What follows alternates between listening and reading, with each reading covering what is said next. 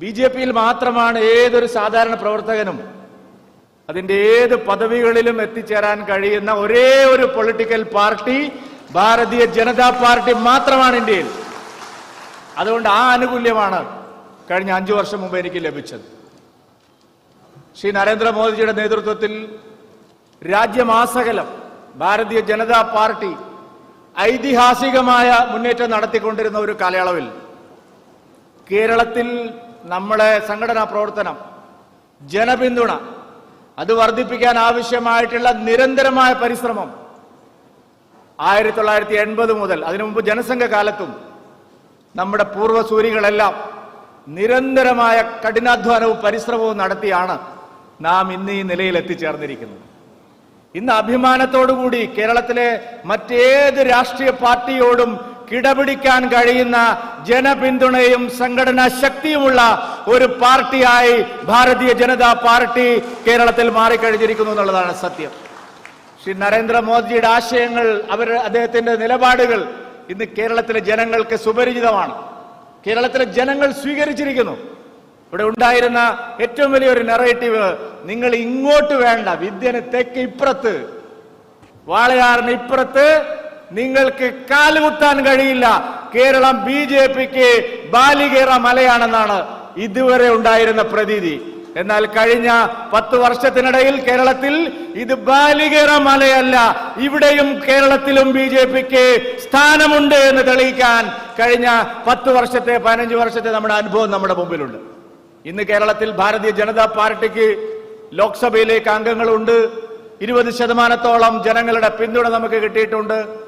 നാം ഏത് വിഷയത്തിൽ എന്തു പറയുന്നു എന്ന് ചർച്ച ചെയ്യാൻ, നമ്മളെ അവഗണിക്കാൻ എത്ര വലിയ ശ്രമങ്ങൾ ഉണ്ടായെങ്കിലും നമ്മൾ അവഗണിക്കാൻ കഴിയാത്തൊരു ശബ്ദമാണ് എന്നുള്ള കാര്യം എല്ലാവരും പരക്കെ സമ്മതിക്കുന്നുണ്ട്. ഇത്തവണ CPM-ന്റെ സംസ്ഥാന സമ്മേളനം 5 ദിവസം നടന്നു കൊല്ലത്ത്. 5 ദിവസത്തിൽ 3/4 സമയവും അവരുടെ പൊളിറ്റിക്കൽ റിപ്പോർട്ടിങ്ങിന്റെ ഭാഗമായിട്ടുള്ള റിപ്പോർട്ടിങ്ങിൽ 3/4 സമയവും അവർ ചെലവഴിച്ചത് കേരളത്തിലെ ബി.ജെ.പിയുടെ അഭൂതപൂർവമായ വളർച്ചയെക്കുറിച്ച് ചർച്ച ചെയ്യുന്നതിന് വേണ്ടിയായിരുന്നു എന്ന് നാം സമ്മതിക്കുന്നുണ്ട്. ലോക്സഭാ തെരഞ്ഞെടുപ്പ് കഴിഞ്ഞപ്പോൾ ബി.ജെ.പി പ്രകടനത്തെ സംബന്ധിച്ച് മാധ്യമ പ്രവർത്തകരും നിരീക്ഷകന്മാരും എല്ലാം വിലയിരുത്തി. ഒരാശയപരമായ വ്യതിയാനം കേരളത്തിൽ ഉണ്ടാകാൻ പോവുകയാണ്. കേവലമായ ഒരു സീറ്റിന്റെ മാത്രം വിജയമല്ല, കേരളത്തിലൊരു ഐഡിയോളജിക്കൽ ഷിഫ്റ്റ് വരികയാണ്. ഇത്രയും കാലം കേരളം പരീക്ഷിച്ച് പരാജയപ്പെട്ട ആശയങ്ങളിൽ നിന്നും മാറി ഒരു പുതിയ ആശയത്തിന് കേരളത്തിലെ ജനങ്ങൾ സ്വീകരിക്കാൻ തുടങ്ങിയിരിക്കുന്നു എന്നുള്ള ഒരു ഘടനാപരമായിട്ടുള്ള മാറ്റമാണ് കേരളത്തിൽ ഉണ്ടായതെന്നാണ് എല്ലാവരും വിലയിരുത്തിയത്. അങ്ങനെ ശക്തമായൊരു ബഹുജന അടിത്തറയും അതിശക്തമായിട്ടുള്ള ഒരു സംഘടനാ മിഷണറിയും പുതിയ അധ്യക്ഷൻ ശ്രീ രാജീവ് ചന്ദ്രശേഖർജിക്ക് അതിവേഗം കുതിച്ചു മുന്നോട്ട് പോകാനുള്ള ഒരു കരുത്താണ്. രാജീവ് ചന്ദ്രശേഖർജി പാർട്ടിയുടെ പുതിയ അധ്യക്ഷനായി വരുമ്പോൾ അദ്ദേഹത്തിന് ദൈനംദിന രാഷ്ട്രീയ പ്രവർത്തന പാരമ്പര്യമുണ്ടോ എന്നൊക്കെ ചില ആളുകൾ, മാധ്യമങ്ങൾ, ചില വിമർശകന്മാർ തുടങ്ങിയിട്ടുണ്ട്. ദൈനംദിന രാഷ്ട്രീയ പ്രവർത്തനത്തിന് പൂർണ്ണമായിട്ടും സജ്ജനായിട്ടുള്ള അദ്ദേഹത്തിന് അത് 100% ദൈനംദിനം പൊളിറ്റിക്കൽ ആക്ടിവിറ്റി നടത്താൻ കഴിയുന്ന ഒരാളാണെന്ന് തിരുവനന്തപുരത്തെ കഴിഞ്ഞ 1 വർഷത്തെ അനുഭവം നമ്മുടെ മുമ്പിലുണ്ട്. അദ്ദേഹം ലോക്സഭാ തെരഞ്ഞെടുപ്പിൽ തിരുവനന്തപുരത്ത് സ്ഥാനാർത്ഥിയായി വരുമ്പോൾ ഇതേ ചോദ്യം എല്ലാവരും ചോദിച്ചു, രാജീവ് ചന്ദ്രശേഖർജിക്ക് എങ്ങനെയാണ് ഒരു ദൈനംദിന പ്രവർത്തകനായിട്ട് വരാൻ കഴിയുന്നത്? 5 ദിവസം കഴിഞ്ഞപ്പോ വിമർശകന്മാരെല്ലാം അവരുടെ നിലപാട് മാറ്റി രാജീവ് ചന്ദ്രശേഖർജിയെ പോലെ സ്വീകാര്യനായ ഒരു നേതാവ് തന്നെയാണ് തിരുവനന്തപുരത്തിനും കേരളത്തിനും വേണ്ടതെന്ന് അവർ മാറ്റി പറഞ്ഞിട്ടുണ്ട്. അതുകൊണ്ട് രാജീവ് ചന്ദ്രശേഖർജിയുടെ 3 പതിറ്റാണ്ട് കാലത്തെ അനുഭവ പാരമ്പര്യവും അദ്ദേഹത്തിന്റെ തീക്ഷ്ണമായിട്ടുള്ള ജീവിത അനുഭവങ്ങളും അദ്ദേഹം കൈവച്ച മേഖലകളിലെല്ലാം നേടിയിട്ടുള്ള ഉജ്ജ്വലമായിട്ടുള്ള വിജയങ്ങളും കേരളത്തിലെ പാർട്ടിക്ക് നവോന്മേഷം നൽകും.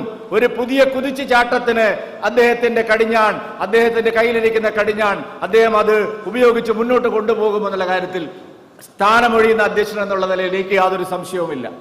അദ്ദേഹത്തിന്റെ പേര് പാർട്ടിയുടെ സംസ്ഥാന അധ്യക്ഷ സ്ഥാനത്തേക്ക് പരിഗണിക്കപ്പെടുന്നു എന്നുള്ള ആശയം ഉരുത്തിരിഞ്ഞു വന്ന ഉടനെ തന്നെ കേരളത്തിലെ എല്ലാ BJP നേതാക്കളും ഒരുമിച്ചിരുന്ന് അദ്ദേഹമായിരിക്കും അടുത്ത 5 വർഷം കേരളത്തിൽ ഭാരതീയ ജനതാ പാർട്ടിയെ നയിക്കേണ്ടതെന്ന് ഐകകണ്ഠേനയാണ് തീരുമാനമെടുത്തത്. കഴിഞ്ഞ 4 മാസമായിട്ട് ഈ മുന്നിൽ നിൽക്കുന്ന നമ്മുടെ മാധ്യമ സുഹൃത്തുക്കളെല്ലാം എന്തെല്ലാം പ്രചരണങ്ങൾ നടത്തി, എന്തെല്ലാം വ്യാഖ്യാനങ്ങൾ ഉണ്ടായി, എന്തെല്ലാം ആഖ്യാനങ്ങൾ ഉണ്ടായി. അതിനെല്ലാം അപ്പുറത്താണ് ഭാരതീയ ജനതാ പാർട്ടിയുടെ കാര്യങ്ങളെന്ന് തെളിഞ്ഞിരിക്കുകയാണ് അദ്ദേഹത്തിന്റെ സ്ഥാനാരോഹണത്തിലൂടെ എന്നുകൂടി പറയാൻ ഞാൻ ഈ അവസരം ഉപയോഗിക്കുകയാണ്. ഞാൻ ദീർഘിപ്പിക്കുന്നില്ല. വളരെ ഘടനാപരമായിട്ടുള്ള പല മാറ്റങ്ങളും കഴിഞ്ഞ കുറച്ച് കാലങ്ങളായിട്ട് നമ്മുടെ പാർട്ടിക്കകത്ത് വന്നുകൊണ്ടിരിക്കുന്നു. കേരളത്തിൽ ഒരു പൊളിറ്റിക്കൽ പാർട്ടിയും കൈവയ്ക്കാൻ തയ്യാറായിട്ടില്ലാത്ത മേഖലകളിലെല്ലാം ഭാരതീയ ജനതാ പാർട്ടി കൈവച്ചിരിക്കുന്നു. സുഹൃത്തുക്കളെ, 280 പാർട്ടി മണ്ഡലം പ്രസിഡന്റുമാരിൽ 39 വനിതാ മഹിളാ പ്രസിഡന്റുമാരെ നിയമിക്കാൻ ഭാരതീയ ജനതാ പാർട്ടിക്ക് സാധിച്ചിരിക്കുന്നു. CPM-നോ കോൺഗ്രസിനോ 2 പതിറ്റാണ്ട് കഴിഞ്ഞാലും സ്വപ്നം കാണാൻ കഴിയാത്ത ഒരു നേട്ടമായി ഞാൻ അതിനെ കണക്കാക്കുകയാണ്. അവർക്ക് സ്വപ്നം പോലും കാണാൻ കഴിയില്ല. 30 ജില്ലാ കമ്മിറ്റികളിൽ 4 ജില്ലാ കമ്മിറ്റികൾ നയിക്കുന്നത് വനിതാ രത്നങ്ങളാണ്.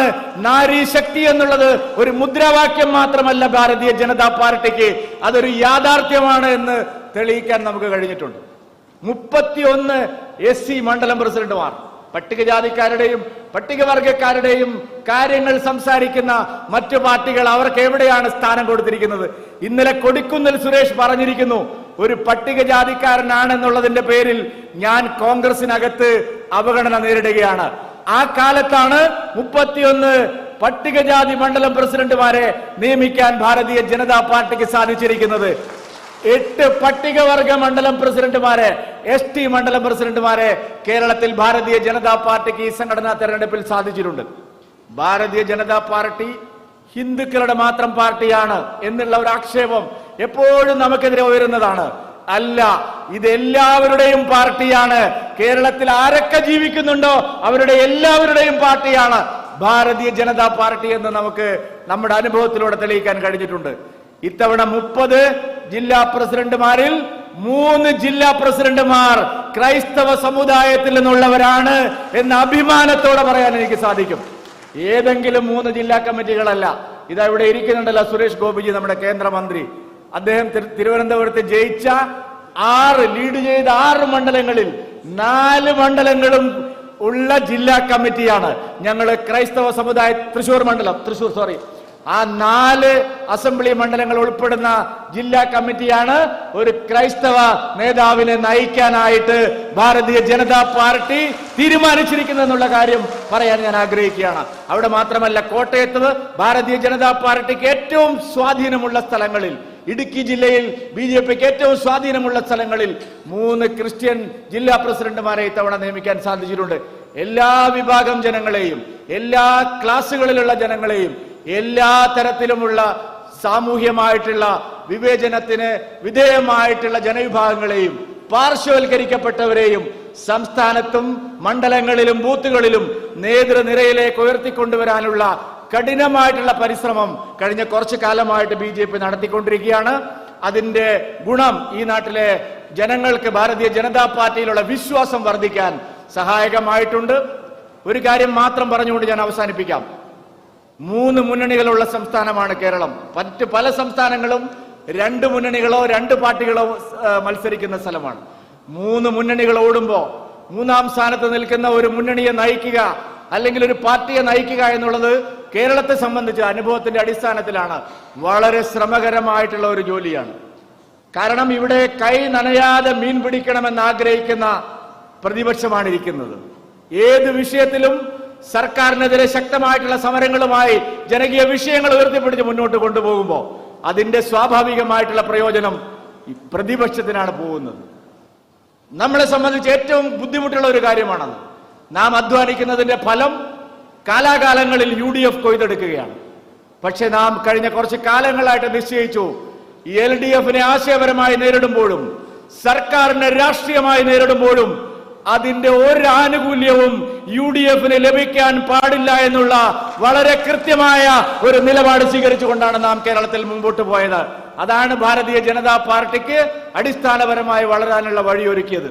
ദൗർഭാഗ്യകരമെന്ന് പറയട്ടെ, തദ്ദേശ സ്ഥാപനങ്ങളിൽ പലതിലും പലതരത്തിലും UDF BJP മെമ്പർമാരെ സ്വാധീനിക്കാനുള്ള ശ്രമങ്ങൾ നടത്തിയപ്പോഴെല്ലാം കണ്ണിലെണ്ണയൊഴിച്ച് കാത്തിരുന്ന് ഒരു പഞ്ചായത്തിൽ പോലും UDF-മായിട്ടോ LDF-മായിട്ടോ സഹകരിക്കാൻ പാടില്ല എന്നുള്ള കർശനമായ നിലപാട് പാർട്ടി എടുക്കുകയും 50-ൽ പരം മെമ്പർമാരെ ദുഃഖത്തോടു കൂടിയാണെങ്കിലും അവരെ പാർട്ടിയിൽ നിന്ന് സസ്പെൻഡ് ചെയ്യുകയും ഒരു തരത്തിലും UDF-ഉം LDF-ഉമായിട്ട് നീക്കുപോക്കില്ലാതെ സ്വതന്ത്രമായ നിലപാട് സ്വീകരിച്ച് മുന്നോട്ട് പോകണം എന്ന് തീരുമാനിച്ചതിന്റെ അടിസ്ഥാനത്തിലാണ് ഈ മാറ്റങ്ങൾ ഉണ്ടായിരിക്കുന്നത്.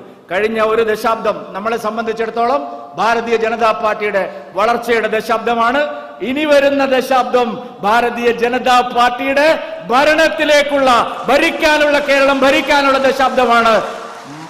ആ ദശാബ്ദത്തിൽ പാർട്ടിയെ നയിക്കാനുള്ള ഭാഗ്യം ശ്രീ രാജീവ് ചന്ദ്രശേഖർജിക്ക് ലഭിച്ചിരിക്കുന്നു. അദ്ദേഹത്തിന് അതിന് വിജയത്തിന്റെ പാതയിലേക്ക്, വിജയപഥത്തിലേക്ക് ഭാരതീയ ജനതാ പാർട്ടിയെ നയിക്കാൻ നിങ്ങളുടെ എല്ലാവരുടെയും അനുഗ്രഹത്തോടെ എല്ലാവിധ ആശംസകളും നേർന്നുകൊണ്ട്, എല്ലാവിധ ഭാവുകങ്ങളും നേർന്നുകൊണ്ട് ശ്രീ രാജീവ് ചന്ദ്രശേഖർജിയെ അഭിനന്ദിച്ചുകൊണ്ട് ഞാൻ എന്റെ വാക്കുകൾ അവസാനിപ്പിക്കുന്നു. നിങ്ങൾക്ക് നമസ്കാരം. ഭാരത് മാതാ കി